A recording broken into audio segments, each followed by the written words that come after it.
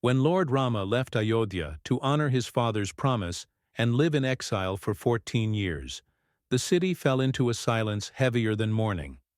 The streets that once echoed with celebration now wept in despair, for the people knew they had lost not just a prince, but the very soul of their kingdom.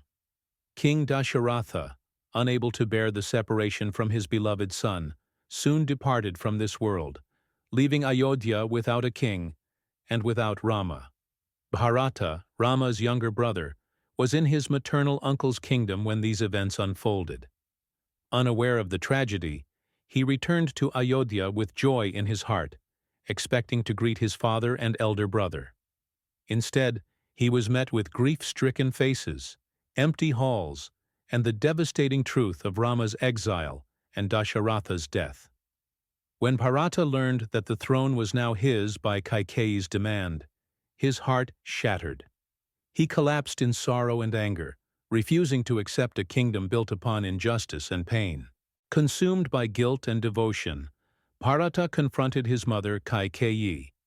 His words were sharp with truth, yet soaked in anguish. He declared that Rama alone was the rightful king, and that Ayodhya without Rama was lifeless. Renouncing all royal pleasures, Bharata vowed to bring Rama back, not to reclaim the throne for himself, but to restore Dharma. Accompanied by Shatrughna, Queen Kausalya, the royal mothers, priests, and citizens of Ayodhya, Bharata journeyed into the forests where Rama lived a life of ascetic simplicity. When Bharata finally beheld Rama dressed in bark garments, his heart overflowed with love and grief. Falling at Rama's feet, Bharata wept uncontrollably, begging his elder brother to return to Ayodhya and rule as king. Rama lifted Bharata with gentle hands and listened patiently to his plea. With calm resolve, Rama reminded Bharata of their father's promise and the sacred duty of obedience. To break his exile would be to dishonor Dasharatha's word and weaken the very foundation of Dharma. Though every fiber of Bharata's being longed for Rama's return, he understood the righteousness of Rama's path. Realizing that Rama would not abandon his vow, Bharata made a humble request.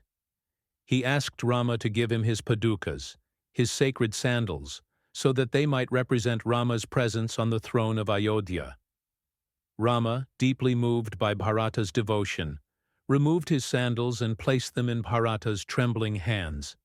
Holding the padukas against his chest as though holding Rama himself, Bharata declared that he would rule Ayodhya only as Rama's servant, not as king.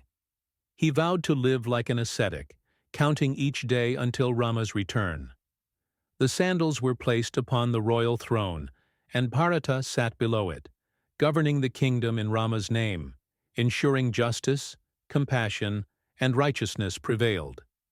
Thus, Ayodhya was ruled not by a crown, but by devotion. The sandals of Rama became a symbol greater than any throne, a reminder that true authority lies in humility, duty, and unwavering faith. Bharata lived in Nandagrama, wearing simple clothes, sleeping on the ground, and ruling with the constant remembrance that he was merely a caretaker of Rama's kingdom. For 14 long years, the padukas ruled Ayodhya, silently upholding Dharma. And when Rama finally returned victorious after defeating Ravana, Bharata ran to greet him, carrying the sandals upon his head, tears of joy streaming down his face. Only then did Bharata place the crown upon Rama, fulfilling his sacred promise. This story stands as one of the greatest examples of brotherly devotion, selfless leadership, and absolute surrender to Dharma. It teaches that true kingship is not about power, but about service, and that the highest form of love is the willingness to renounce everything for righteousness. If you enjoyed this story, don't forget to like, share, and subscribe to Mythology Medley.